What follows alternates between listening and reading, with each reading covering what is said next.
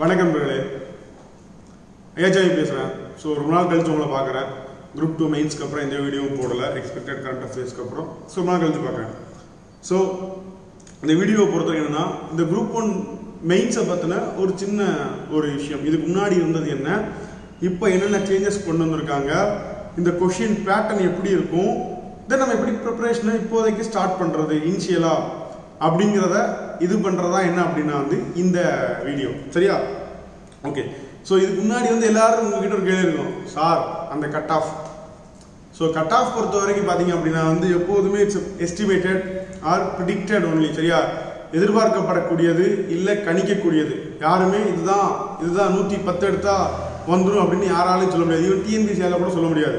அதாவது வேல்யூஷன் பண்ணுறதுக்கு முன்னாடி வரைக்கும். ஸோ இப்போ நம்ம எல்லாருமே என்னன்னா ஒரு அந்த பொசிஷன்லாம் இருக்கிறோம். ஸோ என்னுடைய ப்ரிடிக்ஷன் இல்லை என்னுடைய கணிப்பு அப்படிங்கிறது ஒரு 110+, ஒரு 200 கேள்விகளுக்கு 110 கேள்விகளுக்கு மேலே நீங்கள் பதில் அளிச்சிருந்தீங்க அப்படின்னா தாராளமாக உங்களால் நீங்கள் மெயின்ஸ் ப்ரிப்பேர் பண்ணுங்க அப்படின்னு சொல்லுவேன்.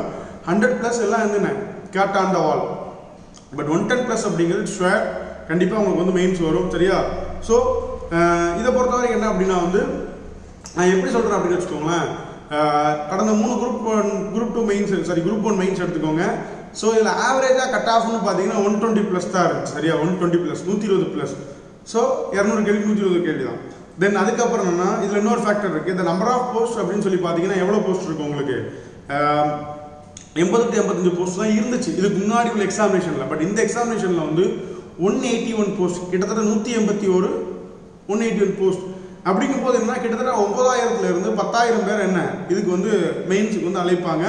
ஸோ அப்படிங்கிற பட்சத்தில் கண்டிப்பாக இந்த ரேஷியோ அப்படிங்கிறது அதிகமாகும் அப்படிங்கிறது ஒன்று. சரியா? தென் இதுக்கு முன்னாடி நடந்த கொஷின் பேப்பரையும் இந்த குரூப் 1 கொஷின் பேப்பரையும் நம்ம கம்பேர் பண்ணும்போது ஸ்டாண்டர்ட் அப்படிங்கிறது ஹெவியாகவே இதாகிருக்கு. சரியா? கிட்டத்தட்ட ஒரு 30% ஆஃப் த கொஷின் அப்படிங்கிறது யூபிஎஸ் உடைய ஸ்டாண்டர்டில் நமக்கு அமைஞ்சிருச்சு. யூபிஎஸ் ஸ்டாண்டர்ட்லேயே இருந்துச்சுன்னு சொல்லலாம். சரியா? ஸோ அது ஒரு விஷயம். ஸோ அதனால விஷயம். சரியா? ஸோ கொஷின் ஸ்டாண்டர்டு டஃப்பும் கூட அப்படின்னா நீங்கள் எல்லாருமே படிச்சிருப்பீங்க.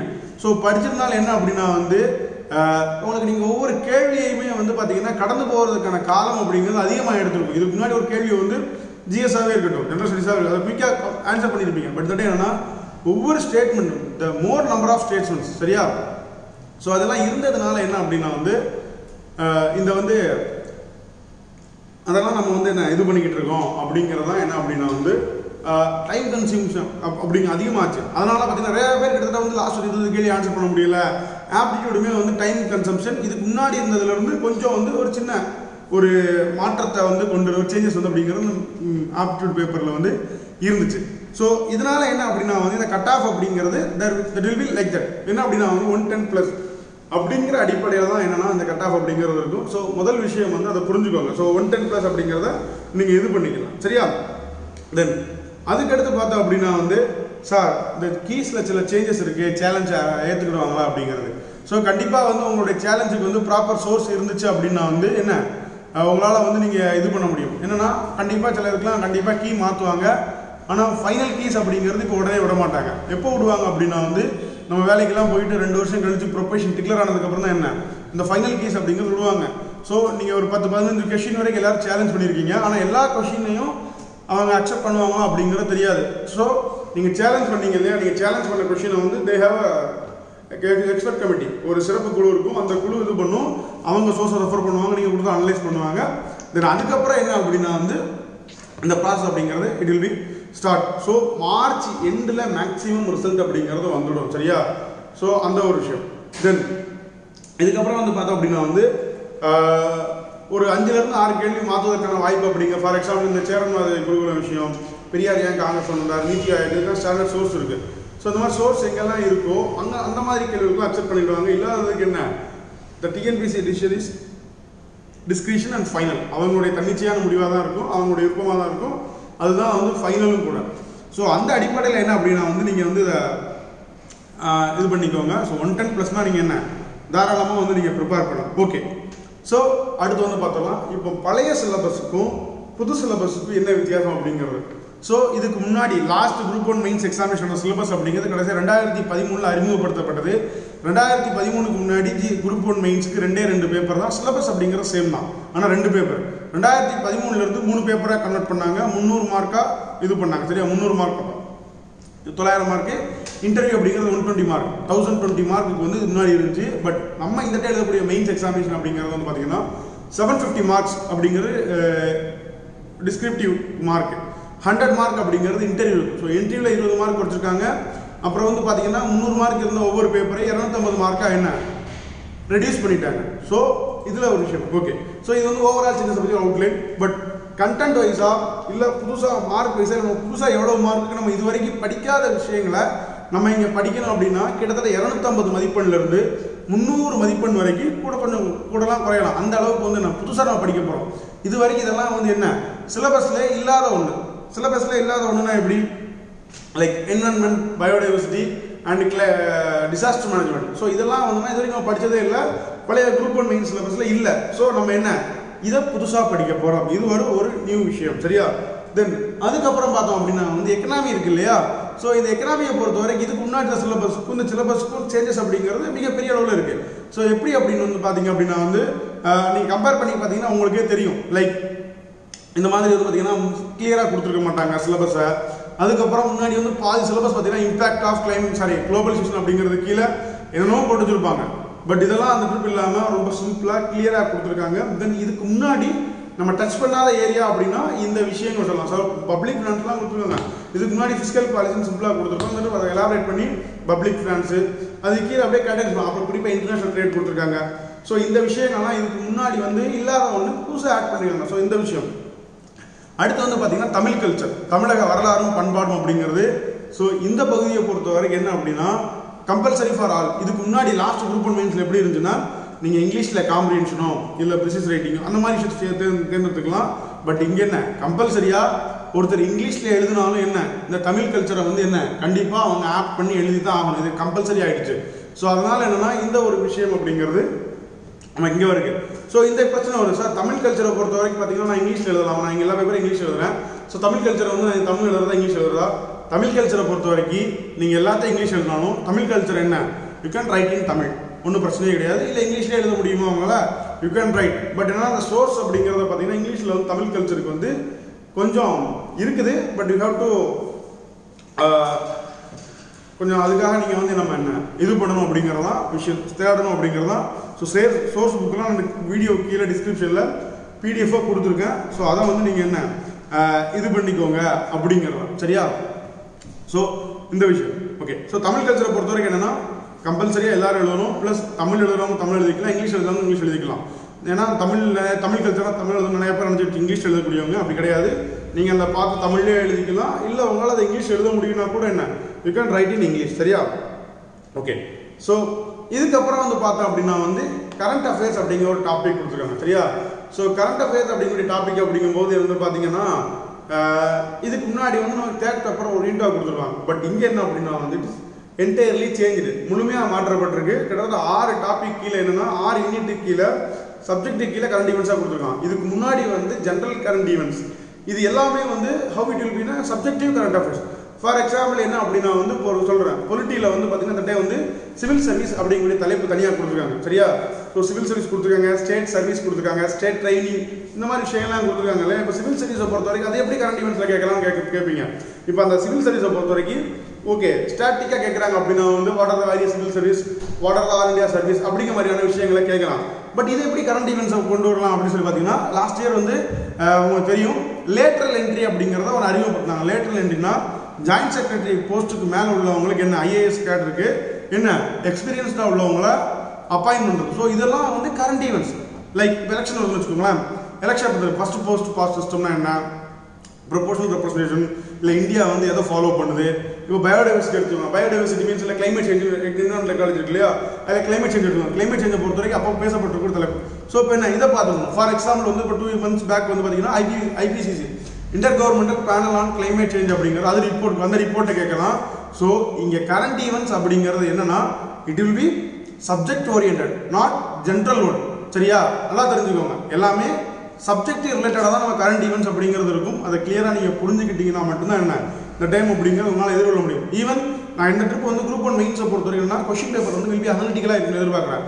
இதுக்கு முன்னாடி நடந்த கொஸ்டின் பேப்பர்லாம் என்ன அப்படின்னா வந்து என்ன ஏதோ கேள்வி பதில் அப்படிங்கிற மாதிரி படிச்சு எழுதுற மாதிரி இருந்துச்சு. பட் இந்த டைம் வந்து என்ன அப்படின்னா வந்து நீங்க வந்து என்ன உங்களுடைய ஓனா நீங்க படிச்ச விஷயங்களை வச்சு ப்ரெசென்ட் பண்ற மாதிரி. ஸோ இதை எப்படி ப்ரெசென்ட் பண்ண முடியும் அப்படின்னா, சார் நீங்க படிச்ச விஷயங்கள் நேரடியாக வருமா? வராது. நல்லா தெரிஞ்சுக்கோங்க, எப்போதுமே நீங்க படிச்ச விஷயங்கள் நேரடியாக வரவே வராது. டிஸ்கிரிப்டிவை பொறுத்த வரைக்கும் நீங்க படிச்ச விஷயங்களை அடிப்படையாக வச்சு you can manage the answer. So இந்த விஷயத்தை தெரிஞ்சுக்கோங்க. லாஸ்ட் குரூப் 2 மெயின்ஸை ரியலைஸ் பண்ணியிருப்பீங்க, இந்த கொஷின் எப்படி இருந்துச்சு. என்ன சார் நான் கேள்வி பதிலாக எல்லாம் படித்தோம், நாங்கள் படித்தது எதுவுமே வரல அப்படின்ட்டு ஃபீல் பண்ணுறீங்களா? ஸோ அப்படி இல்லாமல் சிலபஸ் ஓரியன்டாக நீங்கள் ப்ரிப்பேர் பண்ணிங்கன்னா அதை பேஸாக வச்சு யூ கேன் மேனேஜ். ஸோ அந்த இதில் பாருங்கள். அதுக்கப்புறம்னா கரண்ட் ஈவெண்ட்ஸையும் சப்ஜெக்டே என்ன சிங்க் பண்ணிக்கணும், சரியா? தென் இதுக்கப்புறம் வந்து என்ன மாற்றம் அப்படின்னா வந்து administration part, Tamil Nadu administration part இருக்குது, அந்த பார்ட்டை வந்து கம்ப்ளீட்டாக தூக்கிட்டாங்கன்னா அந்த பேப்பர் தூக்கிட்டாங்க. ஆனால் அதில் உள்ள சிலபஸ் இருக்கு இல்லையா, அந்த சிலபஸை வந்து எல்லா இடத்துலையும் என்ன ஸ்பிளிட் பண்ணி போட்டுருக்காங்க. ஃபார் எக்ஸாம்பிள் வந்து பார்த்தீங்கன்னா உங்களுக்கு வந்து இந்த இது இருக்கு பாருங்க, டிசாஸ்டர் மேனேஜ்மெண்ட் எங்கே கொண்டு வந்துட்டாங்க, என்வரன்மெண்ட் கீழே, என்வரன்மெண்டல் பயோடைவர்சிட்டி கீழே கொண்டு வந்துட்டாங்க. லைக் அதுக்கப்புறம் சென்ட்ரல் ஸ்டேட் ரிலேஷனு, அப்புறம் ஸ்டேட் சர்வீஸு, இதெல்லாம் எங்கே கொண்டு வந்துருக்காங்கன்னா பொலிட்டி கீழே கொண்டு வந்துட்டாங்க. அதுக்கப்புறம் ஒரு பொலிட்டியை பொறுத்த வரைக்கும் சிலபஸ் கிளியராக கொடுத்துருக்காங்க. பட் இன்னும் சில டாபிக் அப்படிங்கிறது புதுசாக ஆட் பண்ணியிருக்காங்க. For example minister secretary relationship, அந்த மாதிரியான விஷயங்கள்லாம் புதுசாக வந்து ஆட் பண்ணியிருக்காங்க. ஸோ என்ன சிலபஸ் அப்படிங்கிறது கிட்டத்தட்ட மொத்தமாக 250லேருந்து 300 மார்க் வரைக்கும் ஒரு மாற்றத்தை அது கொண்டு இருக்குது. இந்த ப்ரிலிம்ஸ் கொஸ்டின் பேப்பரை வச்சு என்ன மெயின்ஸ் வந்து இட் வில் பி கொஞ்சம் அனாலிட்டிக்கலாக இருக்கும். யார் ப்ரிப்பேர் பண்ணுறாங்களோ அவங்களால வந்து என்ன நல்லா பெர்ஃபார்ம் பண்ண முடியும் அப்படிங்கிறத அடிப்படையாக வச்சு தான் சொல்ல முடியும். ஓகே, ஸோ இதுதான் வந்து இந்த மெயின்ஸ்க்கான சேஞ்சஸ். இதுக்கான புக் லிஸ்ட் எல்லாமே கீழே கொடுத்துருக்கேன். பட் இருந்தாலும் என்ன அப்படின்னா வந்து இந்த எக்ஸாமினேஷனை பொறுத்த வரைக்கும் பெட்டர் நீங்கள் காமனான ஒரு புக்கை ரெஃபர் பண்ணி கூடுதலான தகவல்களுக்கு இன்டர்நெட்டை நீங்கள் ப்ராப்பராக யூஸ் பண்ணீங்க அப்படின்னா, இந்த யூஸ் ஆஃப் டெக்னாலஜி யூஸ் பண்ணிங்கன்னா ப்ராப்பராக அவங்களால ஸ்கோர் பண்ண முடியும் அப்படிங்கிறது என்னுடைய சஜஷன், சரிங்களா? ஓகே, ஸோ அடுத்த கேள்வி வரலாம். சார் இந்த சிலபஸ் வந்து என்னன்னு பார்த்தீங்கன்னா, சார் யூபிஎஸ்சி படிக்கிறவங்களுக்கு ஃபேவராக இருக்கும் அப்படிங்கிறது அதெல்லாம் கிடையாது, சரியா? ஸோ நீங்கள் எப்படி சொல்கிறீங்கன்னா, என்வரன்மெண்ட் எக்காலஜி இருக்கு இல்லையா சார், அது அவங்களுக்கு ப்ரிலிம்ஸ்க்கே உண்டு, அதனால் அவங்க எல்லாம் படிச்சிருப்பாங்க, நாங்கள் படிக்கல அப்படிங்கிறது. ஸோ அது ஒரு விஷயமே கிடையாது. நல்லா தெரிஞ்சுக்கோங்க, அவங்க என்வரன்மெண்ட் எக்காலஜி அப்படின்னா இங்கே வந்து நீங்கள் தமிழ் கல்ச்சர் இருக்கு இல்லையா, தமிழ் கல்ச்சர் நீங்கள் தமிழ்நாடு ஹிஸ்ட்ரி படிக்கும்போது சேர்த்து பாதியை படிச்சிருப்பீங்க, கொஞ்சம் அதை அப்டேட் பண்ண போறீங்க, அவ்வளோதான். அதுக்கப்புறம் எக்ஸ்ட்ரா அந்த ஆர்ட்ஸ் தொடர்பு கலைகள் தொடர்பாக நடனம், ஓவியம் இதை பற்றி தான் பார்க்க போறீங்க தவிர்த்து. ஸோ இந்த விஷயம் அப்படிங்கிறது உங்களுக்கு ஒரு அட்வான்டேஜ், அங்கே உங்களுக்கு என்ன யூபிஎஸ்சிக்கு அந்த அட்வான்டேஜ். ஸோ ரெண்டே என்ன பேலன்ஸ்டாக யார் பண்ணுறாங்களோ என்ன அதுதான் வந்து இருக்குது, சரியா? பேலன்ஸ்டாக தான் இருக்குது, சரியா? ஒரு லெவல் பிளேயிங் ஃபீல்டாக இருக்குது. இல்லை யூபிஎஸ்சி படித்தவங்க தான் இது பண்ணுவாங்க அப்படிங்கலாம் கிடையாது. பட் என்ன அப்படின்னா அட்வான்டேஜ் என்ன அப்படின்னா வந்து யூபிஎஸ்சி ப்ரிப்பேர் பண்ண ஆஸ்பிரன்ஸ் வந்து கொஞ்சம் ஓனாக எழுதக்கூடிய கெப்பாசிட்டியில் இருப்பாங்க. பட் இந்த டே கொஷின் அப்படிங்கிறது கொஞ்சம் ஓனாக எழுதக்கூடியது, இல்லை கொஷின் பேப்பர் அனலிட்டிக்கலாக இருந்துச்சு அப்படின்னா, எப்போவுமே நம்ம டிஎன்பிஎஸ்சியை மட்டுமே ஃபோக்கஸ் பண்ணுறோம் இல்லையா, ஸோ அவங்க வந்து இது பண்ணுவாங்க அப்படிங்கிறது தான். ஸோ இதை வந்து நீங்கள் கிளியராக பண்ணுவோம். ஸோ சிலபஸ் அப்படிங்கிறது காமன், உங்களுக்கு ஒரு இடத்துல ஃபேவர் கொடுத்தாங்கன்னா யூபிஎஸ்சி படிக்கிற அந்த ஆஸ்பிரன்ஸுக்கு என்ன ஒரு இது பண்ணுறாங்க. ஓகே, ஸோ இப்போ காம்படிஷன் லெவல் அப்படின்னு சொல்லி பார்த்தீங்கன்னா எப்படி இருக்கும் அப்படின்னு சொல்லி பார்த்தீங்கன்னா, காம்படிஷன் லெவலை பொறுத்த வரைக்கும் என்னன்னா, ஸோ எல்லாருமே வந்து இப்போ குரூப் 2 மெயின்ஸ் எழுதி முடிச்சு அதே ட்ராக்கோட இருப்பீங்க. அவங்க ரைட்டிங் ப்ராக்டிஸுக்கு நீங்கள் கொஞ்சம் ஃபோக்கஸ் பண்ணிங்கன்னா அடிச்சிடலாம், ஃபர்ஸ்ட் விஷயம். அடுத்து ரெண்டாவது விஷயம் சொல்லி பார்த்தீங்க அப்படின்னா வந்து ஆல்ரெடி இதுக்கு வந்து யூபிஎஸ்சி ப்ரிப்பேர் பண்ணுறவங்க, அப்புறம் குரூப் 1 மட்டுமே ப்ரிப்பேர் பண்ணிட்டு இருக்கவங்க, இல்லை வேற சர்வீஸ்லேருந்து பேங்க், இந்த 3 பேர் கடையில் மட்டும்தான் வந்து இந்த காம்படிஷன் அப்படிங்கிறது இருக்கு. ஃப்ரெஷர்ஸ் அப்படிங்கிறது உண்டு.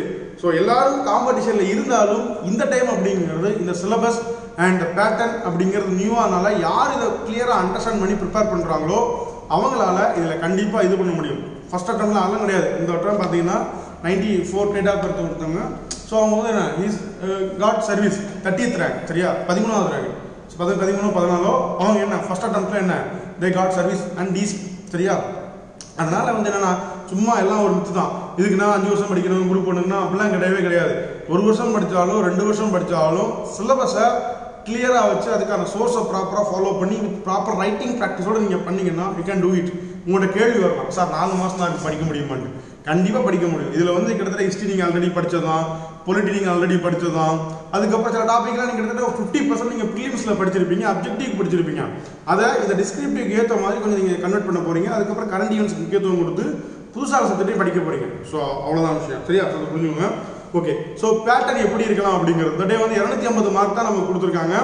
ஸோ இந்த நான் சொல்லக்கூடிய பேட்டர்ன் அப்படிங்கிறது இட்ஸ் அ ப்ரிடிக்டட் தான், சரியா? ஸோ எதிர்பார்க்கப்படலாம், ஆனால் இதுவே வரும் அப்படின்னு உறுதியாக கிடையாது, சரியா? ஸோ நான் இந்த பேட்டர்ன் தான் நாங்கள் வந்து ஃபாலோ பண்ண போகிறோம். என்ன அப்படின்னா வந்து 3 மார்க் கேள்வியில் எந்த விதமான மாற்றம் கிடையாது. 30 3 மார்க் கேள்வி தான் ஃபாலோ பண்ண போகிறோம்.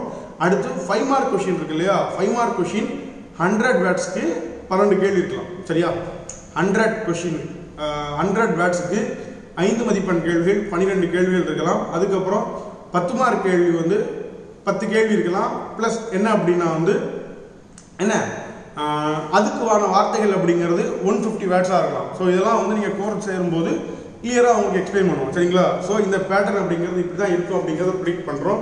ஸோ அடுத்தடுத்த வீடியோஸில் வந்து உங்களுக்கு எப்படி ப்ரிப்பேர் பண்ணுறது, என்ன ப்ரிப்பேர் பண்ணுறது அப்படிங்கிறலாம் சொல்கிறேன்.